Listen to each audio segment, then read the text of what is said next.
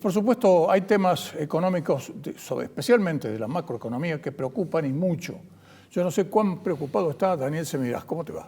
Hola, ¿cómo te va? ¿Qué tal, Gustavo? Gracias por la invitación. Bueno, hazme una semblanza general de tu pensamiento frente a estos momentos muy complicados que tiene Argentina ahí, encima con esta calificación del Banco MSCI, donde nos coloca en el último, es decir, ni siquiera es una tabla, nos dejan solo, alone estamos, individuales. Sí, bueno, es complicado, pero la pandemia en Argentina, para hacerlo muy sintético, durante el año pasado Argentina fue uno de los 3 países con mayor caída del PBI en el mundo.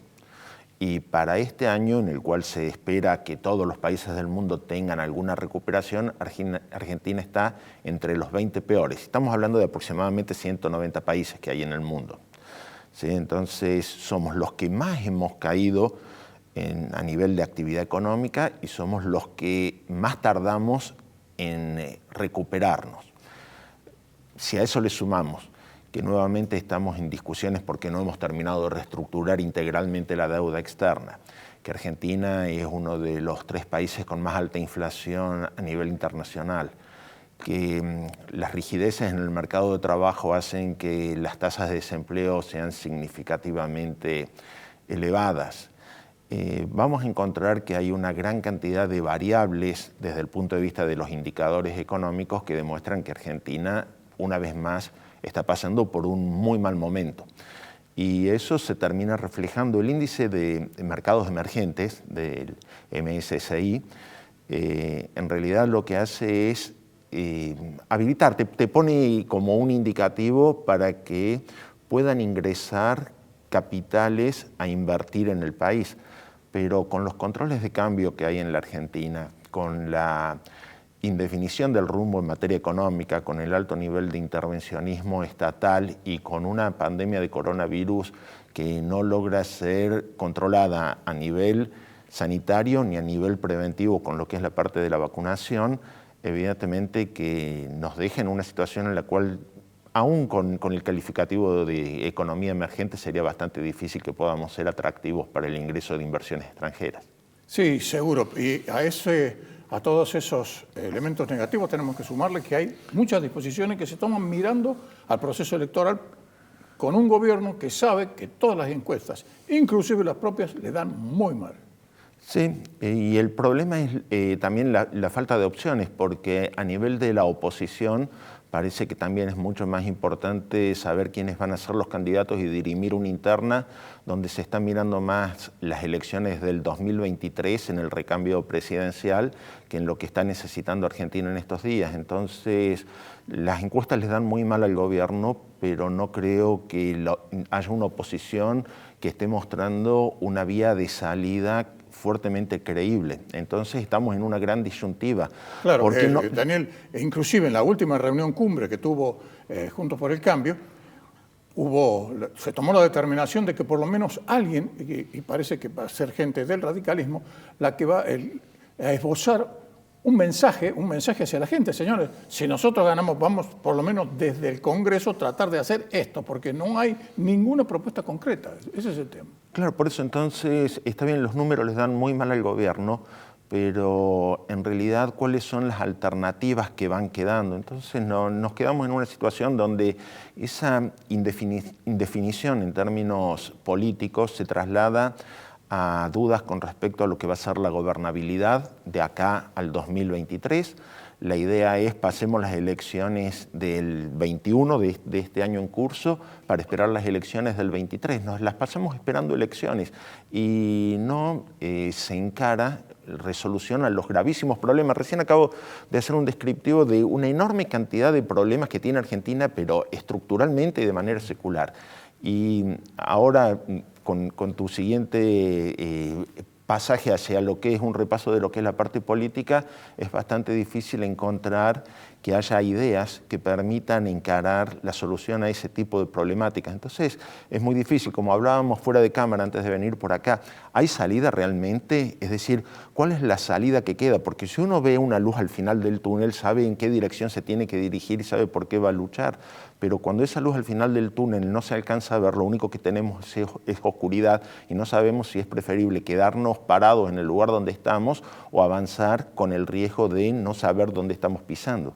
Sí, efectivamente es así, porque hay que tener en cuenta, por ejemplo, que hay algunos, mira, yo te lo comentaba recién, hay algunos pequeños indicios de hacia dónde va la gente que ya no sabe qué hacer. No sabe qué hacer porque no puede trabajar porque tienen las puertas cerradas con la pandemia y si las abre, lo siguen matando con los impuestos, lo siguen matando con los servicios, lo siguen matando con las inspecciones. No se sabe, por ejemplo, por parte del sector empresario, hacia dónde va a dirigirse un supuesto tope en las paritarias porque el presidente de la Nación se hizo presente en la firma del convenio de los bancarios con un 45% cuando en el presupuesto estamos hablando de un 29%.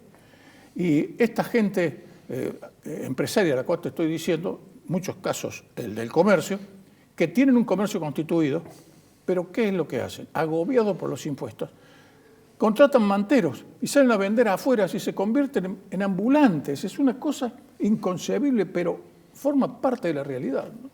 Sí, bueno, yo recuerdo, vos tenés mucha generosidad conmigo, me invitás cada tanto a tu programa con bastante fluidez y cuando recuerdo el año pasado en el presupuesto hablábamos nosotros de ese 29% y ya decíamos que esa meta de inflación que estaba fijada en el presupuesto era claramente incumplible y que había que estar pensando como optimista en un 40% y si no en un 50%, que son los niveles que hoy aproximadamente la gente está tomando como una situación de referencia, como es el caso de las paritarias del sector bancario. Y en este sentido, tarde o temprano la realidad termina haciéndose presente.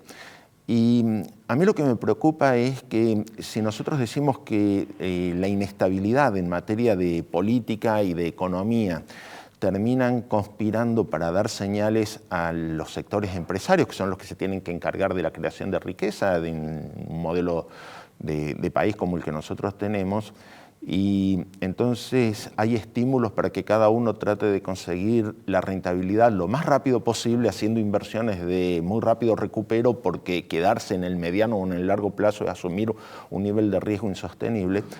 Esa búsqueda de el sálvese quien puede termina exacerbando la inestabilidad macroeconómica y entramos en un círculo vicioso, donde la toma de decisiones racionales que hacen los agentes económicos en busca de poder sobrevivir termina estimulando la propia inestabilidad macroeconómica que los obliga a pensar en el corto plazo. Y nuevamente entonces estamos en ese círculo vicioso.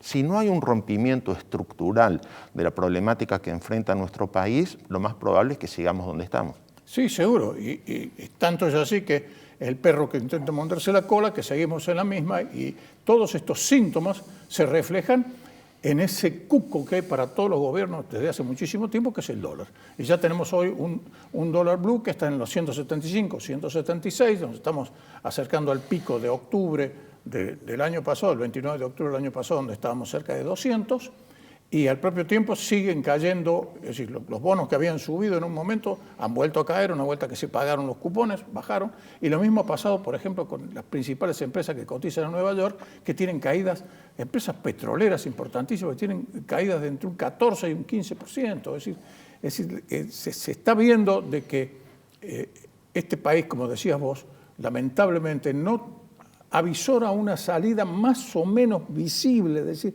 una rendija de luz en el futuro, Daniel. Sí, es muy complicado y más complicado todavía es en lo que es la parte de lo que afecta a las personas comunes, ¿no? Es decir, a la persona que tiene que trabajar, que tiene que generar su propio ingreso, que sabe que el dinero cada vez le alcanza menos para poder satisfacer sus necesidades. Entonces ya es un problema que es general, es decir, afecta al ciudadano en su rol de empresario, en su rol de pagador de impuestos, pero también en su rol de persona que quiere alcanzar un nivel mínimo de vida que le permita tener un proyecto hacia adelante para poder, para poder desarrollarse como ser humano.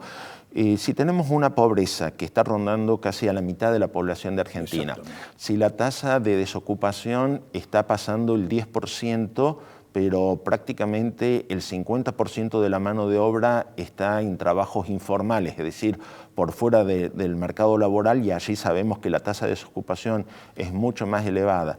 Si lo que es la parte de la escolaridad y la educación nos estamos debatiendo con respecto a de qué manera nosotros podemos evaluar el nivel de conocimiento de las personas. Y está el mundo avanzando hacia una nueva era de economía del conocimiento y nosotros estamos todavía debatiendo cómo hacemos para darle clases en el colegio primario.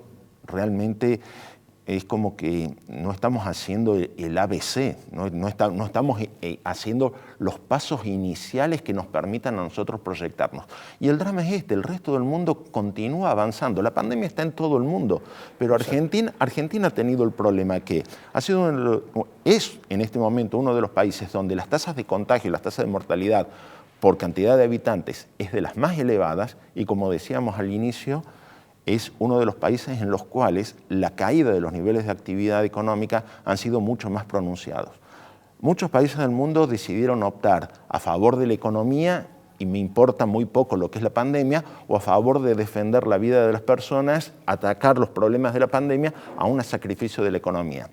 Argentina no se decidió por ninguna de las dos y perdió en los dos frentes. Sí, efectivamente es así. Y hablando de problemas coyunturales, uno piensa qué es lo que puede suceder porque en los meses por venir, porque evidentemente ni siquiera con plata se soluciona este problema. Me estoy refiriendo a los casos de las personas que están más necesitadas, pero con un gravísimo problema porque el gobierno tiene muchas dificultades, inclusive para abastecerse dentro del mercado interno, a pesar de que puede llegar a pagar tasas del 27%, pero tiene otro problema, que ya no tiene ingresos por la exportación de commodities.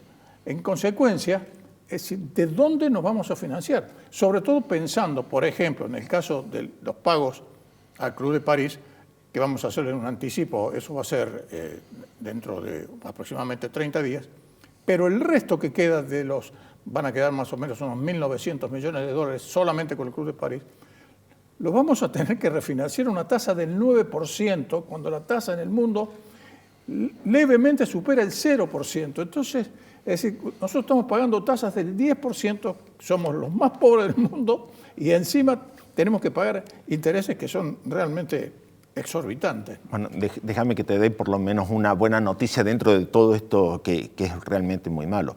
El riesgo país de la Argentina está en 1.500 puntos básicos aproximadamente. Sí, sí. Es decir, que nos estén cobrando una tasa exactamente 1.574. Exactamente, y que nos estén cobrando una tasa del 9% equivale a 900 puntos básicos. Todavía estamos pagando menos que el riesgo país. Sí. Así que por ese lado todavía es un buen dato. Ahora sí, es lógico. 9% es una tasa altísima con respecto a otros países del mundo que se están endeudando al 2 o al 3%. Por ejemplo, Bolivia, por ejemplo, Ecuador. Estoy poniendo ese tipo de ejemplos, son países que están cerquitas, acá están dentro de la región. Eso es lo que le cuesta el endeudamiento a estos países. Y nosotros realmente es doloroso salir a compararse con Paraguay, Bolivia o Ecuador, en términos que Argentina siempre se ha considerado la tercera economía de Latinoamérica, sí, después de Brasil y de México. Evidentemente que siempre nos ha interesado a nosotros como país compararnos con Europa, con Brasil o con México, pero lamentablemente la comparación termina siendo bastante mala cuando nosotros vemos cuál es el tipo de visión que tienen con respecto a cada uno de los países en el resto del mundo. De todos modos, tratando de no seguir tirando tantas pálidas.